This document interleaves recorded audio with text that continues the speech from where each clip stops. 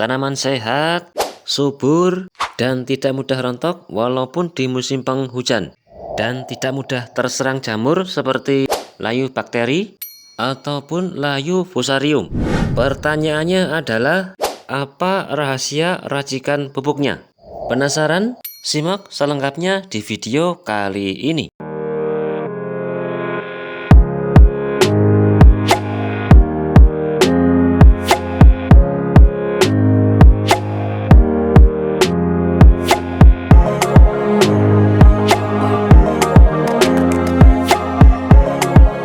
Halo sahabat tani, jumpa lagi dengan Bang Amel Channel. Dan kali ini kita berada di kebun mini cabai rawit, dimana untuk di daerah kami saat ini sudah mulai musim hujan ya teman-teman. Dan pastinya ini akan menjadi tantangan terbaru untuk setiap petani cabai, dimana serangan hama dan juga penyakit lebih mendominan dibanding dengan musim kemarau. Seperti halnya serangan hama belalang dan juga ulat, dan penyakit seperti layu bakteri dan juga layu fusarium. Pertanyaannya adalah, bisakah kita mengatasinya?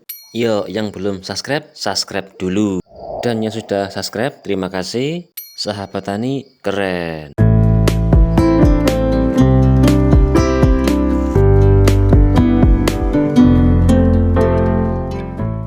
Di video kali ini kita akan membahas penyakit layu bakteri dan juga layu fusarium ya teman-teman, yang biasanya menyerang tanaman cabai terutama di musim penghujan.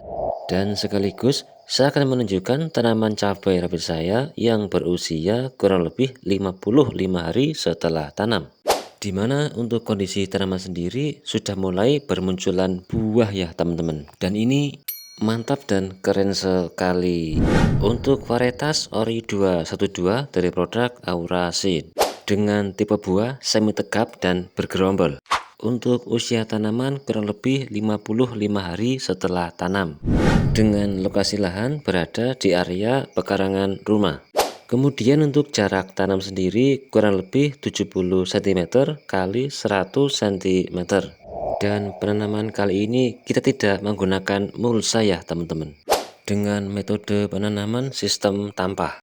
Dan kondisi terkini baru saja diguyur air hujan ya teman-teman. Dan pastinya ini yang selalu ditunggu-tunggu untuk setiap petani cabai. Lalu langkah apa yang harus kita lakukan setelah hujan tiba? Ngopi dulu. Pertama, lakukan pengecekan drainase atau saluran pembuangan air di area lahan tanaman.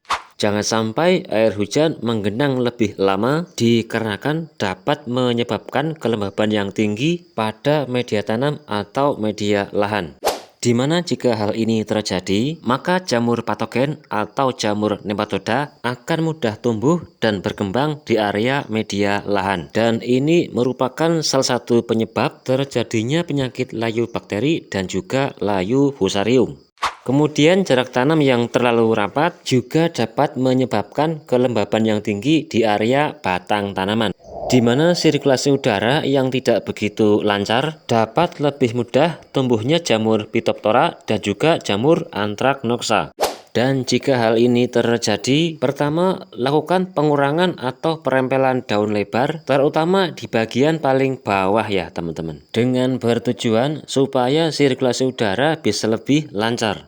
Kemudian lakukan penyemprotan fungisida dari jenis bakterisida dengan interval 3-5 hari sekali di pagi hari.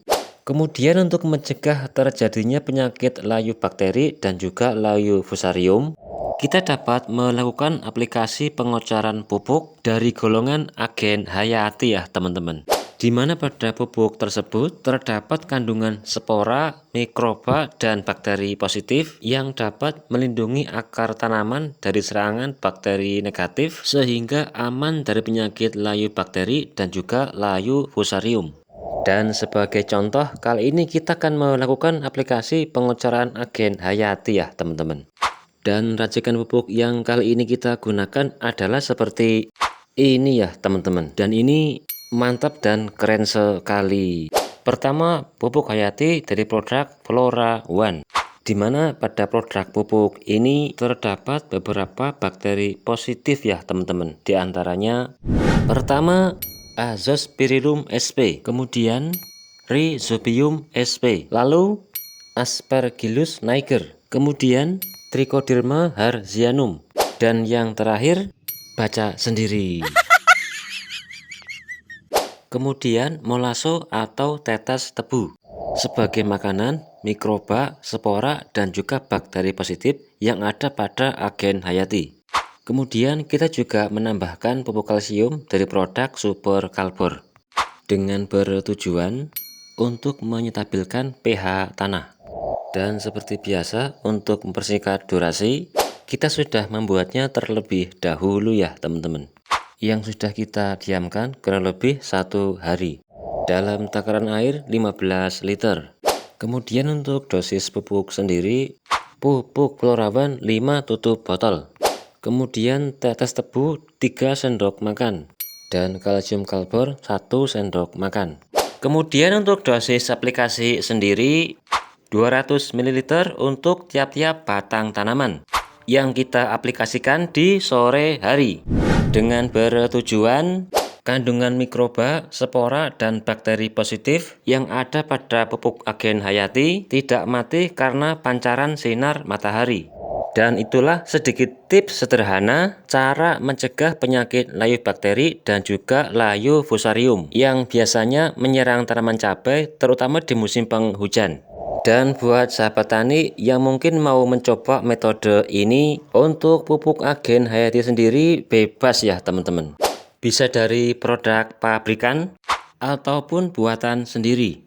Yang penting berkualitas. Dengan selalu menambahkan agen hayati dalam hal aplikasi pupuk, dapat menekan terjadinya penyakit layu bakteri dan juga layu fusarium, terutama di musim penghujan ya teman-teman. Semoga bermanfaat dan sampai jumpa di video berikutnya. Dan salam satu hobi.